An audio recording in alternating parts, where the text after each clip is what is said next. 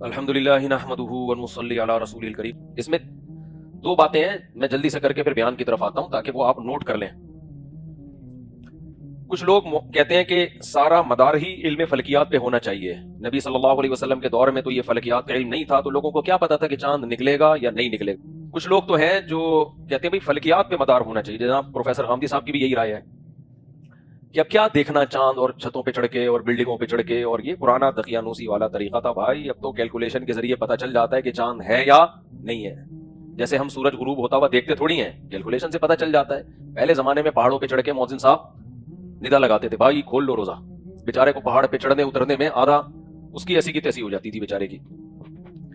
لیکن اب تو فلکیات کا دور ہے، کیلکولیشن سے پتا چل جاتا ہے کہ بھائی چاند کب ہوگا کب نہیں ہوگا. ایک قول یہ ہے. دوسرا قول یہ ہے کہ فلکیات کو لفٹ کرانے کی ضرورت ہے ہی نہیں. جب بھی کوئی گواہی دینے کے لیے آئے، نیک پرہیزگار لگے دیکھنے میں، گٹکا منہ میں نہیں ہے، کچھ چرس ورس جیب سے نہیں نکلی، بھائی شریف آدمی ہے، اس کی گواہی کو قبول کر لیا جائے. فلکیات کو لفٹ کرانے کی ضرورت نہیں ہے. یہ دونوں قول غلط ہیں، 100% غلط ہیں. پہلا قول کیوں غلط ہے کہ فلکیات پہ مدار رکھ دیا جائے؟ اس لیے کہ کچھ لوگ نا مدعی سست اور گواہ چست. خود ماہر فلکیات جو دعویٰ نہیں کر رہے ہوتے، وہ فنٹر بن کے وہ دعویٰ کرتے ہیں جو ماہر فلکیات کا بھی دعویٰ نہیں ہوتا. ماہر فلکیات کہتے ہیں کہ فلکیات پہ مکمل ہم ڈیپینڈ کر ہی نہیں سکتے. سمجھتے ہو کہ نہیں سمجھتے؟ ڈیپینڈ کر ہی نہیں سکتے ہیں، کیونکہ فلکیات کا علم ہمیں یہ بتائے گا کہ چاند پیدا ہو گیا ہے یا نہیں پیدا ہوا، اور پیدائش پر شریعت نے حکم کا مدار رکھا ہی نہیں ہے. پیدا ہوتا ہے اور نظر نہیں آتا، کوئی ممکن ہی نہیں ہے کہ نظر آئے. تو شریعت تو پھر جب اتنا موٹا ہو کہ نظر آنے کا امکان ہو، کیونکہ پیدا تو بہت پہلے ہو جاتا ہے چاند. تو ماہر فلکیات کہتے ہیں بھائی فلکیات سے یہ تو بتایا جا سکتا ہے کہ اتنا موٹا چاند ہوگا کہ نظر آنے کا امکان ہے یا نہیں ہے. یہ ماہر فلکیات بتا سکتے ہیں. سمجھ رہے ہو کہ نہیں سمجھ رہے؟ کہاں ہوگا، کس سمت میں ہوگا، کیا اتنا موٹا ہوگا کہ وہ اتنی دیر تک مغرب میں رہے گا وہ کہ نظر آنے کا امکان ہو. یہ تو بتا سکتے ہیں، یہ نہیں بتا سکتے کہ نظر آئے گا کہ نہیں آئے گا. تو فلکیات سے تین باتوں کا پتہ چل جاتا ہے ہمیں. بعض دفعہ ماہر فلکیات بتا دیتے ہیں کہ اتنا باریک چاند ہوگا، اتنا باریک کہ انسانی آنکھ سے نظر آنے کا امکان بولو نہیں ہے. اس میں یہ فائدہ ہوتا ہے کہ پہلے سے پیشگوئی کی جا سکتی ہے کہ بھائی عید کا کوئی چانس نہیں ہے، کیونکہ ماہر فلکیات نے کہہ دیا ہے کہ اتنا باریک چاند ہوگا کہ نظر آنے کا چانس نہیں ہے. یہاں ہم فلکیات کا سہارا لے سکتے ہیں. بھائی چانس ہی نہیں ہے تو تو نے کدھر سے دیکھ لیا؟ تو کوئی اسپیشل جاپان سے آنکھیں لگوا کے آیا ہے. تو ایسی صورت میں 100 آدمی بھی گواہی دے رہے ہوں گے نا، ان کی گواہی رد. اس کی مثال ایسے ہے، ہمیں کیلکولیشن سے پتا چل گیا کہ سورج غروب ہوگا 7:30 پہ، اور 100 آدمی آ کے کہہ رہے ہیں کہ ہم نے سورج غروب ہوتا ہوا دیکھ لیا ہے. ہم کہیں گے بھائی جھوٹ بول رہے ہو، ایک کی کیلکولیشن نہیں ہے، 20 اداروں کی کیلکولیشن ہے کہ سورج 7:30 بجے غروب ہوگا، اور آپ آ کے کہہ رہے ہو کتنے بجے؟ 7:15. مطلب پیسے کھائے ہوئے آپ نے یا آپ کا کوئی مفاد ہے؟ کیونکہ چانس ہی نہیں ہے نا 7:15 بجے غروب ہونے کا، امکان ہی نہیں ہے. تو فلکیات سے میرے بھائی ہمیں یہ پتا چل جاتا ہے کہ یہاں چاند کا دور دور کا کوئی امکان نہیں ہے. تو ایسی صورت میں پہلے پیش گوئی بھی کی جا سکتی ہے. جیسے جامعۃ الرشید کے شعبہ فلکیات نے 20 دفعہ پیش گوئی کی ہے کہ بھائی اس دفعہ رمضان کے روزے 30 ہوں گے، یعنی پچھلے سالوں کی بات کر رہا ہوں. چاند کا کوئی اتنا باریک چاند ہوگا کہ اس کی آنکھ سے نظر آنے کا امکان نہیں ہوگا. تو یہ فلکیات سے آپ کو یہ فائدہ ہو جائے گا کہ اگر بالکل بھی چانس نہیں ہے نا، تو فلکیات کے علم سے پتا چل جائے گا بھائی دور دور کا کوئی امکان نہیں. اسی طرح ماہر فلکیات یہ بھی بتا دیتے ہیں کہ اتنا موٹا چاند ہوگا کہ نہ نظر آنے کا کوئی امکان نہیں ہے. کیلکولیشن سے بھی پتا چل جاتا ہے کہ نہ نظر آنے کا کوئی چانس نہیں ہے. تو اس میں بھی پہلے اعلان کیا جا سکتا ہے کہ بھائی پورے ملک میں تو بادل نہیں ہوں گے نا، لہذا چاند ہوگا اور نظر آنے کا پورا چانس ہے. تو بھی اعلان کیا جا سکتا ہے بھائی فلکیات کی روح سے کنفرم عید ہے یا کنفرم روزہ ہے. سمجھتے ہو؟ ایک کنڈیشن یہ ہوتی ہے کہ ماہر فلکیات خود ہریان ہوتے ہیں. ہریان پنجابی میں حیران کو کیا بولتے ہیں؟ ہریان. میں نے جب پہلی دفعہ پنجابی میں ہریان کا لفظ سنا تو میں خود ہریان ہو گیا، یہ کیا کہتے. ایک کنڈیشن یہ ہوتی ہے جس میں ماہر فلکیات کہتے ہیں بھائی نہ تو اتنا موٹا چاند ہوگا کہ 100% نظر آئے، نہ اتنا باریک ہوگا کہ نظر آنے کا کوئی چانس نہیں ہے. بین ہے، بٹوین جسے میں پیار سے کہتا ہوں. کیا ہے بھائی؟ ہماری دیسی انگلش ہے نا یہ، بٹوین. ویسے بٹوین کا لفظ یہاں استعمال نہیں ہوتا، مجھے پتا ہے، اتنا بیوقوف نہیں ہوں میں، کیونکہ لوگ اس پہ کلپ چلا دیتے ہیں. یہ ان کی انگلش دیکھو، بالکل کیا پوزیشن ہوگی؟ بٹوین. بھائی اتنا باریک بھی نہیں ہے کہ کسی کو نظر نہ آئے، اتنا موٹا چاند بھی نہیں ہے کہ 100% نظر آئے. تو چانس پر ہے. شاید کچھ لوگ عرق گلاب ڈال کے دیکھیں تو ان کو شاید نظر آ جائے، اور یہ بھی چانس ہے کہ نظر نہ آئے. یہاں ہمیں ضرورت پڑتی ہے ہلال کمیٹی کی. کہ جو لوگوں سے شہادتیں لے. سمجھتے ہو کہ نہیں سمجھتے؟ یہاں ضرورت پڑتی ہے بھائی کہ شہادتیں لو. نظر آ گیا تو اعلان کر دیں گے, نہیں آیا تو کیا ہوگا؟ اعلان نہیں ہوگا.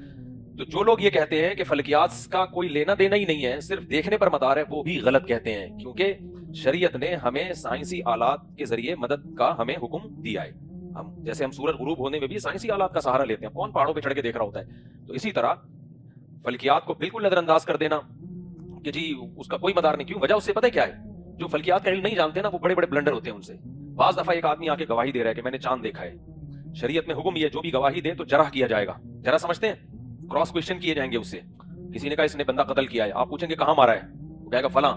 تو بھئی آپ تو اس وقت اس ہوٹل پہ چائے پی رہے تھے, تو آپ اس کا جواب دیں گے. کراس کویشچن کیے جائیں گے نا آپ سے, اس کے بعد جا کے گواہی لی جائے گی. دنیا میں کہیں بھی لا میں نہیں ہوتا کہ جو جائے میں نے چاند دیکھا اور بغیر تحقیق کے اس کی گواہی قبول کر لی جائے. دنیا میں یہ لا کہیں بھی نہیں ہے. تو جب کوئی گواہی دے گا کہ بھئی میں نے فلاں جگہ چاند دیکھا ہے, اس سے پوچھا جائے گا کس لوکیشن پہ دیکھا, وہ کہے گا جی وہاں دیکھا. کتنے بج کے کتنے منٹ پہ دیکھا, اتنے بج کے اتنے منٹ پر. تو کیلکولیشن سے یہ پتا چل جائے گا کہ یہ پھینک رہا ہے یا سچ کا امکان. کیلکولیشن کی روح سے اس زاویے پہ چاند بنتا ہی نہیں ہے, یا اتنے بج کے اتنے منٹ پر اس کی پیدائش ہی نہیں ہوئی تھی, تو اس کمبخت نے کہاں سے دیکھ لیا؟ سمجھ رہے ہو؟ اب وہ کہہ رہے ہیں میں نے ادھر دیکھا ہے. اب وہ پورا اچھا یوں کس اینگل کیا تھا اس کا, فلکیات سے ایک ایک چیز پتا چل جاتی ہے. تو یہ تمام چیزوں میں فلکیات کے علم کا سہارا لینا پڑے گا. جامع رشید نے اسی وجہ سے جب یہ چاند کے بہت پھٹے ہو رہے تھے نا پاکستان میں, تو 15-16 سال پہلے ایک تحریک شروع کی تھی کہ جتنے بھی طلبہ ہیں ان کو لازمی فلکیات کا علم سکھایا جائے. کرو ٹریگنومیٹری کا اس میں بہت زیادہ استعمال ہوتا ہے. فلکیات تو مسلمانوں کی میراث ہے, گوروں نے ہم سے سیکھی ہے, یہ انگریزوں نے ہم سے سیکھی ہے. مسلمان جو پوری دنیا میں گئے ہیں 1200-1300 سال پہلے فرانس تک پہنچ چکے تھے, تو جو مسجد کے رخ رکھا انہوں نے کہاں رکھا؟ قبلے کی طرف. تو کیا فٹا لے کے گئے تھے اپنے ساتھ ہے بھائی؟ یا دیکھ رہے تھے کہ بھئی ہم نے ڈائریکشن چینج نہیں کرنی, بس قبلے سے سیدھا نکلو اور جاپان پہنچو. تو فلکیات کے علم سے ہی تو انہوں نے اندازہ لگایا, کیلکولیشن کی, بھئی قبلہ یہاں ہے. اور کمال کی بات یہ کہ کرو ٹریگنومیٹری, کیونکہ زمین گول ہے, اس میں ڈائریکشن بہت آگے پیچھے ہو جاتی ہے, تھوڑا سا دائیں بائیں ہو جائیں گے. تو اس گولائی کی وجہ سے نا نارمل ٹریگنومیٹری نہیں چلتی, اس میں کرو ٹریگنومیٹری کے اصول چلتے ہیں. تو اس لیے چاند میں جو مسائل پیدا ہوتے ہیں نا, یہ اس کی وجہ سے مسائل پیدا ہوتے ہیں کہ ہر فرد کو اس میں ماہر فلکیات کا ہونا ضروری ہے ہلال کمیٹی میں, اور پھر وہ کسی کے دباؤ میں نہ آئے, بالکل دباؤ میں. لیکن بہرحال اب میں فتنہ نہیں پھیلانا چاہتا, جو بھی ہلال کمیٹی اعلان کرے گی ہمیں بہرحال اس کو ماننا پڑے گا, کیونکہ شریعت میں جہاں بھی کوئی اختلاف کا خطرہ ہو تو پھر حکومت کا جو آرڈر ہے وہ سب پہ ماننا لازم ہے. اور اس کی دلیل بھی ایک حدیث ہے, الصوم یوم یصوم الناس والفطر یوم یفطر الناس. نبی نے اس بحث کو اس لیے ختم کیا تاکہ امت لڑے نہیں آپس میں. فرمایا جس دن پبلک روزہ رکھ رہی ہے وہ دن رمضان ہی کا ہے, جس دن پبلک عید منا رہی ہے اللہ کی نظر میں وہ کیا ہے؟ عید. تاکہ ایسا نہ ہو کوئی افلاطونی کر کے اپنی ایک الگ سے عید منا رہا ہو, اس کا اکیلے کا روزہ ہو اور ساری دنیا عید منا رہی ہے. جو اس کو ماننے والے وہ ادھر گلیوں میں, یہی ہو رہا ہے پاکستان میں. آپ چلے جاؤ, ہمارے ایک دوست نے بتایا, میں سفر کر کے جا رہا تھا, پنجاب سے باہر نکلا ہوں, کہتے ہیں میرا روزہ تھا, باہر نکلا ہوں تو پتہ چلا عید منائی جا رہی ہے. جو اترتے ہیں نا قیام تام کے لیے, گلے مل رہے ہیں, میں نے کہا میرا تو روزہ ہے. کہہ رہے ہم نے روزہ توڑ دیا. ہم نے کہا چلو عید ہے تو پھر عید. کہہ رہے بس میں بیٹھ کے آگے گئے ہیں, دوبارہ رمضان, آگے رمضان چل رہا ہے. میں نے یار ہم کیا کس مصیبت میں پھنس گئے. تو اس ٹینشن سے بچانے کے لیے اللہ کے نبی نے اصول اور ضابطہ کیا بیان کیا, الصوم یوم یصوم الناس والفطر یوم یفطر الناس. ڈیڑھ عید کی الگ مسجد مت بناؤ. جیسے سعودی عرب کا جو سسٹم ہے نا چاند کا, بہت سے علماء کے نزدیک وہ ٹھیک نہیں ہے. سارا مسئلہ وہیں سے کھڑا ہو رہا ہے سعودی عرب سے. اگلے دن بھی بہت دفعہ چاند نظر نہیں آتا وہاں پہ, لیکن جب گورنمنٹ فیصلہ کر دیتی ہے تو ہم اس فیصلے کو کیا کہتے ہیں؟ نافذ کر دیتے ہیں. القضاء یرفع الخلاف, یہ فقہ کا قاعدہ ہے کہ قضا جو ہے نا وہ اختلافی مسائل میں کیا کرے گی؟ اختلاف کو ختم کر دے گی. ہاں کوئی مسئلے میں اختلاف ہی نہ ہو پھر نہیں کرے گی قضا. یہ اس لیے کہہ رہا ہوں کہ عدالتی خلا میں قاضی کا فیصلہ معتبر نہیں ہے, کیونکہ وہ تو اجماع امت کے خلاف ہے, اس کی کوئی دلیل ہی نہیں ہے. اس میں جب تک اسباب فسخ نکاح نہیں پائے جائیں گے, فسخ نکاح کے جو اسباب ہوتے ہیں وہ نہیں پائے جائیں گے, تو وہ خلا کنسیڈر نہیں ہوگا. کیونکہ یہ بالکل 2 اور 2 4 کی طرح اسلام نے بتا دیا ہے کہ جج اپنی بیوی کو طلاق دے سکتا ہے, دوسروں کی بیویوں کو طلاق کا اختیار جج کے پاس نہیں ہے. کیونکہ یہ اس سے بڑی بغیرتی کوئی ہو نہیں سکتی کہ جج کو ہم اتنا بڑا باپ بنا دیں اپنا کہ بیویوں پہ بھی کنٹرول کس کا آ جائے؟ جج کا مطلب گورنمنٹ کا کنٹرول. یہی ہو گیا نا, گورنمنٹ کا کنٹرول ہو گیا. تو یار گورنمنٹ کی بیوی تھوڑی ہے یہ, ایک ہی تو چیز ہماری اپنی بچی ہے, وہ بھی تم جب چاہو کھلا کی ڈگری پکڑا کے بھگا دو. یہ نہیں ہوتا. سمجھتا ہے کہ نہیں سمجھتا ہے؟ اور اس کا میں بار بار کہتا ہوں نقصان بھی عورت کو. جب مرد کو پتا چل جائے گا کہ یہ جب چاہے مجھے چھوڑ سکتی ہے, تو پھر وہ اس کو ایک انسٹرومنٹ کے طور پہ استعمال کرے گا, جیسے گرل فرینڈ کو یوز کیا جاتا ہے. پھر وہ اس کو اپنا دل نہیں دے گا, اپنا سمجھے گا ہی نہیں. اپنا اسی چیز کو سمجھتا ہے انسان جس کے بارے میں پتا ہو کہ میں جب چاہوں گا کہ یہ میری ملکیت سے نکل سکتی ہے, جب تک میں نہیں چاہوں گا نکل نہیں سکتی. ایک چھوٹی سی مثال دے کے آگے پھر بیان شروع کرتا ہوں.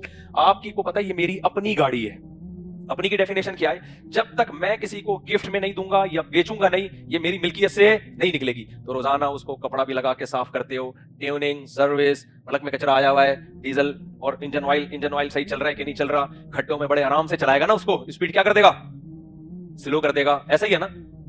और बड़ा उसकी मेंटेनेंस का तो बहुत ख्याल करता है उसका। लेकिन आपको पता हो कि ये गाड़ी किसी भी वक्त मुझे टाटा करके जा सकती है, फिर आदमी कहता है जितने दिन इस्तेमाल कर सकते हो करो, इसका कोई भरोसा नहीं है, बहुत ज्यादा इस पे खर्चा नहीं करो।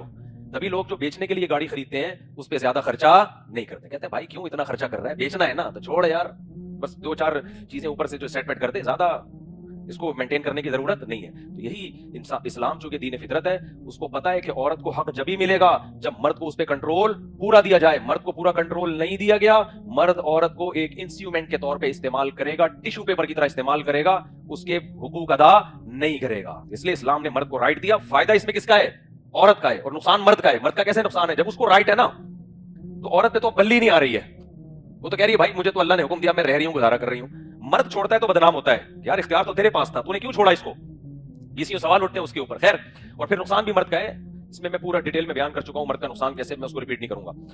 तो भाई आज इसलिए टेंशन लेने का है ही नहीं, हम वो काम की टेंशन लें जो हमारे इख्तियार में है। जो हमारे इख्तियार में नहीं है, पता नहीं क्या क्या दुनिया में हो रहा है भाई। हाँ, अपने मुल्क की तामीर और तरक्की में जो जितना हिस्सा डाल सकता है भाई वो डाले। ये मुल्क हम सबका है, जो इसको खराब करने की कोशिश कर रहा है उसकी हिदायत की दुआ करो, हिदायत के काबिल नहीं है तो ये दुआ करो अल्लाह से हमारी जान छुड़ा दे, इससे आगे हम जा नहीं सकते।